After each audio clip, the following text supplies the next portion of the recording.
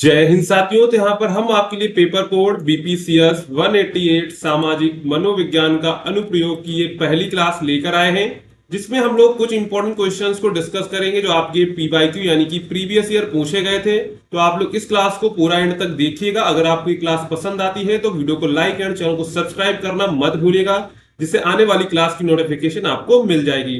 साथ में आप टेलीग्राम को जरूर ज्वाइन कर लीजिएगा, जिससे जैसे क्लास अपलोड होती है तो वहां पर हम लिंक शेयर कर देते हैं तो आपको नोटिफिकेशन मिल जाएगी। अगर आप लोग इस सब्जेक्ट के गैस पेपर को परचेज करना चाहते हैं, इसमें आपको सभी वीवीआई इंपॉर्टेंट क्वेश्चंस एक पीडीएफ में मिल जाएंगे, जिससे आप लोग उसका जो है फाइनल रिवीजन कर सकते हैं। तो उसके लिए सिंपली आपको गूगल पे जाना है, shop.hindustanknowledge.com सर्च करना है। जैसे आप सर्च करेंगे तो आपके सामने कुछ प्रकार का पेज आ जाएगा। अब आपको क्या करना है, सिंपली आपको जाना है सर्च कोड के ऑप्शन पर। यहां पर आपको टाइप करना है BPCS 188, ठीक है। जैसे आप इसे टाइप करेंगे तो यहाँ पर हिंदी और इंग्लिश दोनों में आपका गैस पेपर आ जाएगा। तो आपको जिस भी लैंग्वेज में डाउनलोड करना हो सिंपली उस पर क्लिक करेंगे, बाय नाउ पर क्लिक करेंगे, उसको आप परचेज कर लेंगे, ठीक है। अगर आपको कोई प्रॉब्लम होती है, आप इस पर नहीं परचेज कर पा रहे, तो आप इस नंबर पे व्हाट्सअप या फिर व्हाट्सअप आइकन पर क्लिक करके हमको व्हाट्सअप कर सकते हैं। अब चलते हैं वापस अपने प्रश्न की ओर। तो यहाँ पर हमारा प्रश्न क्या कह रहा है, जॉर्ज एंजल द्वारा दिए गए जैव मनोसामाजिक मॉडल की व्याख्या कीजिए। स्वास्थ्य और कल्याण के लिए कारकों का जो है वर्णन करना है। यानी कि जो जैव मनोसामाजिक मॉडल जो है जॉर्ज एंजल द्वारा दिया गया था, उसकी हम लोग यहाँ पर व्याख्या करेंगे और समझेंगे कि और स्वास्थ्य और कल्याण के लिए जो कारकों का क्या वर्णन होगा वो देखेंगे। तो जैव मनोसामाजिक मॉडल की स्थापना डॉक्टर जॉर्ज एल एंजल ने 1977 में की थी। यह मॉडल स्वास्थ्य और बीमारी को समझने का एक समग्र दृष्टिकोण प्रदान करता है। इस मॉडल का मुख्य उद्देश्य यह है किसी भी व्यक्ति के स्वास्थ्य को सिर्फ शरीर की दृष्टि से नहीं बल्कि मनोवैज्ञानिक और सामाजिक पहलुओं के आधार पर भी समझा जाए। यानी कि अगर हम किसी व्यक्ति को स्वस्थ समझें तो उसके शारीरिक से स्वस्थ नहीं समझे, बल्कि वो मनोवैज्ञानिक रूप से यानी कि मानसिक रूप से स्वस्थ हो और सामाजिक रूप से स्वस्थ हो। तो यहाँ पर पहला है जैविक घटक। इसके अब घटक देख लेते हैं कौन कौन से हैं। तो इस मॉडल में सबसे पहला घटक होता है जैविक घटक। तो यह पहलू शरीर की संरचना कार्यप्रणाली से जुड़ा होता है। इसमें शरीर के अंगों की कार्यप्रणाली, हार्मोन, आनुवांशिकता, रोगाणु, पोषण, उम्र आदि शामिल होते हैं। जैसे किसी व्यक्ति को मधुमेह, डायबिटीज हो सकता है, जो उसके शरीर में इंसुलिन की कमी से जुड़ा जैविक कारण है। इसके बाद इसका मनोवैज्ञानिक घटक देख लेते हैं। तो इस भाग में व्यक्ति के विचार, भावनाएं, व्यवहार, चिंता, अवसाद, आत्मविश्वास, मुकाबला करने की क्षमता शामिल होती है। उदाहरण के तौर पर अगर किसी को नौकरी का अत्यधिक तनाव है तो वह उच्च रक्तचाप यानी कि हाई बीपी का जो है कारण बन सकता है। यदि किसी का तनाव बढ़ता है तो उसका ब्लड प्रेशर यानी कि उच्च रक्तचाप भी बढ़ जाएगा। इसके बाद है सामाजिक घटक। तो इसमें सामाजिक घटक भी शामिल होता है। तो यह घटक उस व्यक्ति के सामाजिक परिवेश से जुड़ा होता है, जैसे परिवार, मित्र, समुदाय, आर्थिक स्थिति, शिक्षा, काम का वातावरण, सामाजिक समर्थन आदि। अगर किसी व्यक्ति को समाज या परिवार से समर्थन नहीं मिलता है तो उसकी मानसिक और शारीरिक सेहत पर भी जो है बुरा प्रभाव पड़ सकता है। अब देखेंगे जैव मनोसामाजिक मॉडल की विशेषताएं। अब ये जो ऊपर हमने देखे ये क्या थे, ये सारे जो है जैव मनोसामाजिक मॉडल के घटक थे। यानी कि ये जो है इन घटकों से मिलकर जो है जैव मनोसामाजिक मॉडल जो है तैयार हुआ था, जो कब हुआ था 1977 में जॉर्ज एल एंजल ने तैयार किया था। अब इसकी विशेषताएं क्या है वो देख लेते हैं। तो सबसे पहले तो ये समग्र दृष्टिकोण प्रदान करता है। यह मॉडल बीमारी के सभी संभावित कारणों को समझता है, जैसे शारीरिक नहीं बल्कि मानसिक और सामाजिक भी। व्यक्ति केंद्रित उपचार। हर व्यक्ति की बीमारी और अनुभव अलग अलग होते हैं, इसलिए इलाज भी व्यक्ति की जरूरतों के अनुसार होना चाहिए। यह मॉडल की विशेषता है। मनोवैज्ञानिक और सामाजिक हस्तक्षेप। इलाज में दवाओं के साथ साथ काउंसलिंग, परिवार की भागीदारी और सामाजिक सहायता भी जरूरी मानी जाती है। यानी कि अगर कोई व्यक्ति बीमार होता है तो उसे दवाओं के साथ मोटिवेट किया जाए, परिवार की भागीदारी हो और समाज भी उसकी सहायता करे तो वो जल्द से जल्द ठीक हो सकता है। अब देख लेते हैं स्वास्थ्य और कल्याण के मुख्य कारक क्या है। तो सबसे पहला तो है शारीरिक स्वास्थ्य, मतलब कि फिजिकल हेल्थ। संतुलित आहार, नियमित व्यायाम, पर्याप्त नींद और नशीले पदार्थों से दूरी, ये सभी अच्छे स्वास्थ्य के लिए जरूरी होती है। यानी कि अगर हमको संतुलित आहार, नियमित व्यायाम करेंगे, पर्याप्त नींद लेंगे तो हमारा स्वास्थ्य अच्छा रहेगा। इसके बाद मानसिक स्वास्थ्य देख लेते हैं। तनाव प्रबंधन, सकारात्मक सोच, आत्मसम्मान और भावनाओं को नियंत्रित करना जो है मानसिक कल्याण के लिए जरूरी होता है। अगर हम लोग सकारात्मक सोच रखेंगे, तनाव प्रबंधन करेंगे तो हमारा मानसिक स्वास्थ्य जो है ठीक रहेगा। इसके बाद है सामाजिक स्वास्थ्य या सामाजिक संबंध। तो परिवार, मित्र, सहयोगी, समुदाय के साथ अच्छे संबंध व्यक्ति को भावनात्मक समर्थन देते हैं, जो मानसिक और शारीरिक दोनों स्वास्थ्य को जो है बेहतर बनाते हैं। इसके बाद देखेंगे आर्थिक स्थिति। तो आर्थिक रूप से मजबूत व्यक्ति के पास बेहतर चिकित्सा सेवाएं, पोषण और जीवन शैली के साधन होते हैं, जिससे उसका जो स्वास्थ्य है अच्छा रहता है। इसके बाद शिक्षा और जानकारी। तो शिक्षा व्यक्ति को स्वास्थ्य के सही विकल्प चुनने में मदद करता है, जैसे धूम्रपान से बचना, समय पर इलाज कराना। ये सब किसके कारण संभव होता है? शिक्षा और जानकारी के कारण। इसके बाद है पर्यावरण। स्वच्छ पानी, हवा, सुरक्षित रहने का स्थान स्वास्थ्य पर जो है सीधा प्रभाव डालते हैं। इसके बाद है आध्यात्मिकता और उद्देश्य। कई लोग जीवन में अर्थ और उद्देश्य पाने से मानसिक शांति अनुभव करते हैं, जिससे उनका जो है समग्र कल्याण होता है। ठीक है। इसके बाद यहाँ पर हम लोग निष्कर्ष देखेंगे। तो यहाँ पर ये हमने क्या देखे ऊपर पॉइंट, ये हमने पॉइंट देखे कि हम लोग अपने शरीर को जो है स्वस्थ और कल्याण के लिए कैसे आगे बढ़ा सकते हैं, यानी कौन कौन से जो है ट्रिक या ट्रिक अपनानी है जिससे हम लोग अपने शरीर को स्वस्थ रख सकें। तो ये जो तरीके हैं, शारीरिक स्वास्थ्य, मानसिक स्वास्थ्य, सामाजिक संबंध बनाए अच्छे रखेंगे, आर्थिक स्थिति अगर अच्छी है तो उसका जो है स्वास्थ्य अच्छा रहेगा, शिक्षा और जानकारी है तो उसका स्वास्थ्य अच्छा रहेगा, पर्यावरण अच्छा है तो उसका स्वास्थ्य अच्छा रहेगा, अगर वो आध्यात्मिक या उद्देश्य की ओर है तब भी उसका जो है स्वास्थ्य अच्छा रहता है और उसका समग्र कल्याण होता है। अब फाइनल आंसर लिखेंगे तो उसमें निष्कर्ष लिख देंगे। जॉर्ज एंजल का जैव मनुष्य सामाजिक मॉडल यह स्पष्ट करता है कि स्वास्थ्य सिर्फ शरीर की स्थिति नहीं है, बल्कि मानसिक और सामाजिक पहलू भी महत्वपूर्ण भूमिका निभाते हैं। अगर हम किसी व्यक्ति का संपूर्ण स्वास्थ्य सुधारना चाहते हैं तो हमें उसके शारीरिक, मानसिक और सामाजिक जीवन को एक साथ समझकर ही सहायता करनी चाहिए।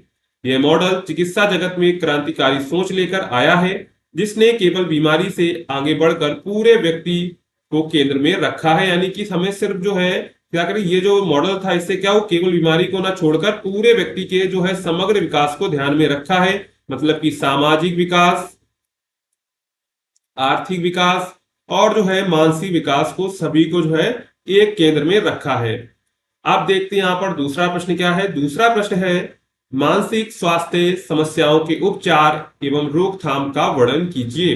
तो यहाँ पर जो ऊपर वाला मॉडल था इसकी समरी समझ लीजिए। ऊपर वाले मॉडल की समरी क्या थी? ऊपर वाला मॉडल ये कहता है कोई भी स्वस्थ शरीर तब स्वस्थ नहीं माना जाता है जब उसके पास जो है कोई बीमारी नहीं है।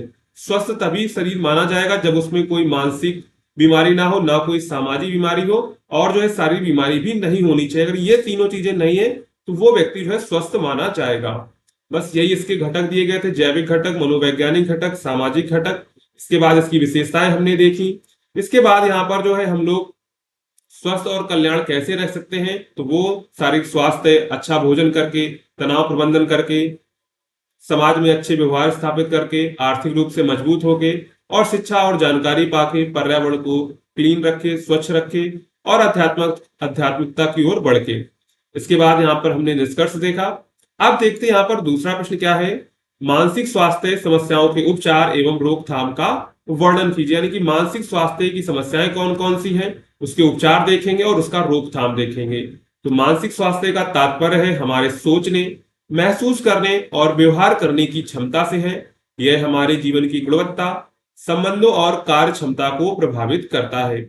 आज की भागदौड़ भरी जिंदगी में मानसिक समस्याएं आम होती जा रही हैं, जैसे तनाव, चिंता, अवसाद, पैनिक अटैक, नींद की समस्या आदि। अगर इनसे समय रहते इलाज ना किया जाए तो ये गंभीर रूप ले सकती हैं। इसलिए मानसिक स्वास्थ्य समस्याओं की रोकथाम और उपचार दोनों बहुत जरूरी है। देखिए आज की जिंदगी ये बहुत ही व्यस्त है, जिसके कारण लोगों में तनाव, चिंता, अवसाद ये देखने को मिलते हैं। अगर हम लोग इनका सही समय पर इलाज नहीं करेंगे तो ये क्या हो सकती हैं, गंभीर रूप ले सकती हैं और जो ये हमारे मानसिक स्वास्थ्य को प्रभावित करती हैं। सबसे पहले मानसिक स्वास्थ्य समस्याओं के उपचार क्या क्या हो सकते हैं वो देख लेते हैं। तो यहाँ पर पहला है मनोचिकित्सक या मनोवैज्ञानिक की मदद लेना। यानी कि हम लोग क्या कर सकते हैं, मनोचिकित्सक या मनोवैज्ञानिक की जो है मदद ले सकते हैं, यानी कि डॉक्टर की मदद ले सकते हैं। मानसिक समस्याओं के उपचार के लिए सबसे पहले विशेषज्ञ से सलाह लेना जरूरी होता है। मनोचिकित्सक दवाओं से इलाज करते हैं, जबकि मनोवैज्ञानिक जो है बातों और थेरेपी के जरिए मदद करते हैं। इसके बाद है मनोवैज्ञानिक परामर्श यानी काउंसलिंग आप ले सकते हैं। यह एक प्रक्रिया होती है जिसमें मरीज को अपनी भावनाएं, समस्याएं और डर को व्यक्त करने का अवसर मिलता है। इससे मानसिक तनाव कम होता है और समाधान की जो है दिशा मिलती है। इसके बाद है संज्ञानात्मक व्यवहार थेरेपी यानी कॉग्निटिव बिहेवियरल थ्योरी। तो यह एक वैज्ञानिक थेरेपी है जिसमें व्यक्ति के नकारात्मक विचारों को पहचान कर सकारात्मक सोच विकसित की जाती है।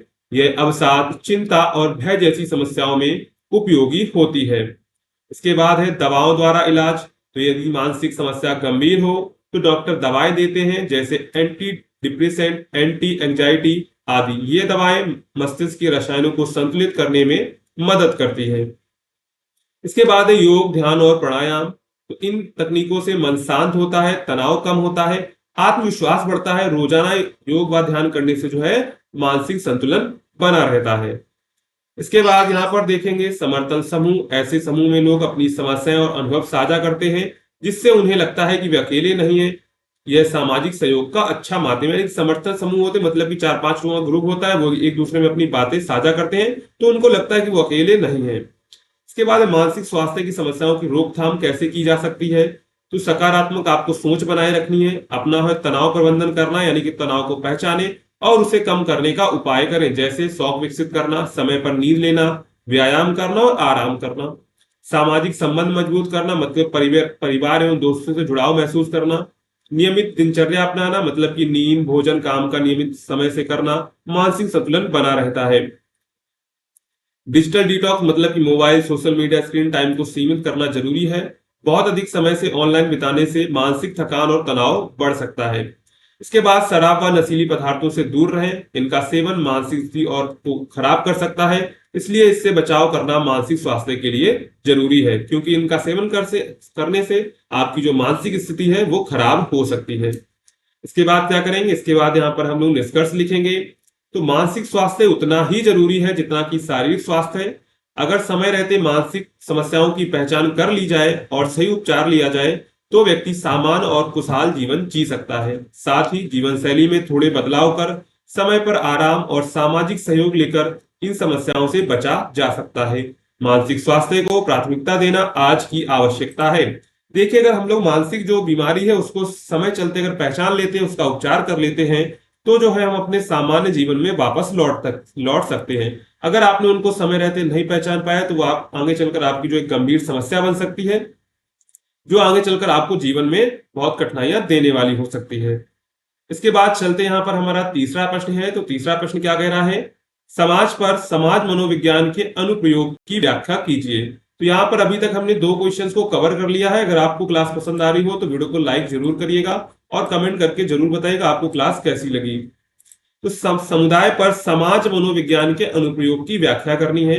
तो समाज मनोविज्ञान, सोशल साइकोलॉजी एक ऐसी शाखा है जो यह समझने की कोशिश करती है कि व्यक्ति के विचार, भावना, व्यवहार दूसरों की उपस्थिति से कैसे प्रभावित होते हैं। जब हम इस ज्ञान को समुदाय के स्तर पर लागू करते हैं तो हमें यह समझने में मदद मिलती है कि लोग एक सामाजिक समूह में कैसे सोचते हैं, कैसे बातचीत करते हैं और समाज की समस्याओं को कैसे हल कर सकते हैं। यानी कि समाज मनोविज्ञान क्या है, ये समझने में मदद करता है कि व्यक्ति के विचार, भावना और व्यवहार दूसरों की उपस्थिति जो है कैसे प्रभावित होते हैं। जब हम ज्ञान को समुदाय के स्तर पर लागू करते हैं तो हमें यह समझने में मदद मिलती है कि लोग एक सामाजिक समूह में कैसे सोचते हैं, कैसे बातचीत करते हैं और समाज की समस्याओं को कैसे हल कर सकते हैं।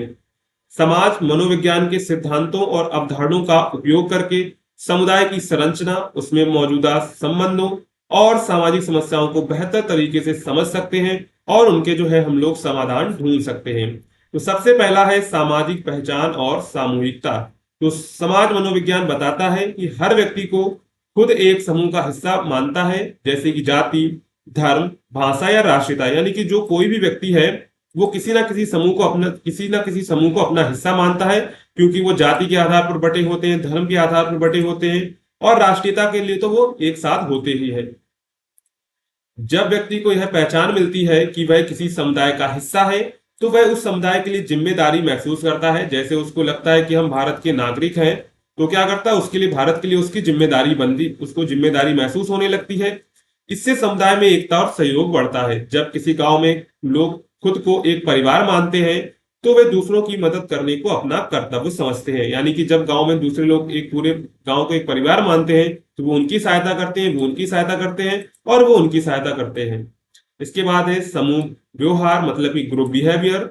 तो समुदाय में लोग अक्सर समूह में काम करते हैं, जैसे स्वयं सहायता समूह, पंचायत, युवाओं की टोली आदि। समाज मनोविज्ञान यह बताता है कि समूह का दबाव व्यक्ति के सोचने और करने के तरीकों को बदल सकता है। अगर समूह सकारात्मक दिशा में काम करता है तो व्यक्ति भी उसी दिशा में प्रेरित होता है। मान लीजिए कोई एक समुदाय था, ये कोई एक दूसरा व्यक्ति था। अगर इस समुदाय में सकारात्मक दिशा में काम हो रहा है, अगर उस व्यक्ति, जो ये व्यक्ति है, उस समुदाय में जुड़ता है तो वो भी सकारात्मक दिशा में काम करेगा। तो यानी कि जो दबाव, जो समूह होता है, वो दबाव जो है व्यक्ति के सोचने और करने के तरीकों को बदल सकता है। उदाहरण के लिए, अगर एक मोहल्ले में स्वच्छता अभियान शुरू होता है तो अधिकांश लोग भाग लेते हैं, तो बाकी लोग भी प्रेरित होकर उनसे जुड़ जाते हैं। इसके बाद सामाजिक प्रभाव। तो समाज मनोविज्ञान में यह समझाया गया है कि कैसे लोग दूसरों के व्यवहार से प्रभावित होते हैं। नेता, शिक्षक या समाज के प्रभावशाली लोग दूसरे के व्यवहार को बदल सकते हैं।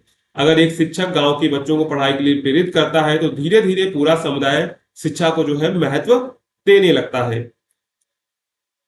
इसके बाद है संचार और मत परिवर्तन। समुदाय में किसी बदलाव को लाने के लिए सही जानकारी और संदेश बहुत जरूरी होता है। समाज मनोविज्ञान यह बताता है कि कैसे किसी विषय पर लोगों के विचार बदले जा सकते हैं। यदि सही तरीके से संवाद किया जाए, जैसे कहानी, उदाहरण, वीडियो आदि के माध्यम से, तो लोगों का जो है नजरिया बदला जा सकता है। यानी कि अगर हम गांव के लोग किसी के लोगों के सामने जानकारी कैसे प्रस्तुत कर रहे हैं, इस पर डिपेंड करता है कि उनका नजरिया बदलेगा कि नहीं बदलेगा।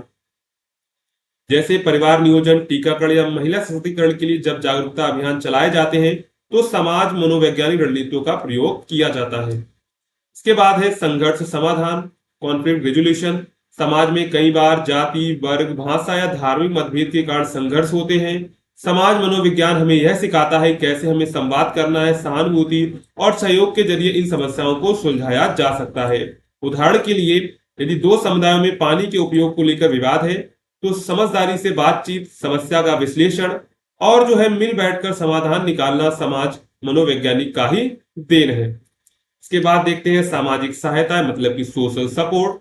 तो समाज मनोविज्ञान यह भी सिखाता है कि जब लोग एक दूसरे की मदद करते हैं तो भावनात्मक और मानसिक रूप से मजबूत होते हैं। एक सहयोगी और समझदार समुदाय में लोग अधिक खुश और सुरक्षित महसूस करते हैं। उदाहरण के लिए, कोविड-19 समय जब लोगों ने राशन, दवाइयों और भावनात्मक सहयोग की मदद की तो वह सामाजिक सहायता का जो है उत्तम उदाहरण था। इसके बाद यहाँ पर हम लोग निष्कर्ष लिख देंगे। तो समाज मनोविज्ञान का समुदाय पर गहरा प्रभाव पड़ता है। इसके सिद्धांतों को अपनाकर हम समुदाय में एकता, सहयोग, सकारात्मक सोच और समस्या समाधान की भावना पैदा कर सकते हैं। इससे न केवल व्यक्ति का विकास होता है बल्कि पूरे समाज की जो है उन्नति भी संभव होती है। तो यहाँ पर हमने देखा क्या, सबसे पहला क्वेश्चन हमारा क्या था, प्रश्न था हमारा यहाँ पर, समुदाय पर समाज मनोविज्ञान के क्या अनुप्रयोग होते हैं। तो सबसे पहले क्या होता है, सामाजिक पहचान और सामूहिकता इससे बढ़ती है। समूह व्यवहार परिवर्तन करता है। सामाजिक प्रभाव इससे पड़ते हैं। इसके बाद संचार और मत परिवर्तन, हम यानी कम्युनिकेशन हम जैसा करेंगे उसी के अनुसार जो हम लोग दूसरे का नजरिया बदल सकते हैं। यानी कि हम बात को कैसे प्रस्तुत कर रहे हैं वो डिपेंड करता है कि सामने वाले का नजरिया बदलेगा कि नहीं बदलेगा। इसके बाद संघर्ष समाधान के जरिया भी यही समाज हमको बताता है। इसके बाद है सामाजिक सहायता। जो समाज मनोविज्ञान है वो हमें सामाजिक सहायता भी सिखाता है। इसके बाद हमने यहाँ पर निष्कर्ष देखा। तो ये टोटल यहाँ पर हमने 3 क्वेश्चंस को कवर किया हुआ है जो आपके एग्जाम के लिए इंपॉर्टेंट होंगे। तो आप लोग चैनल को सब्सक्राइब एंड वीडियो को लाइक जरूर कर दीजिएगा। मिलते हैं अगली क्लास में।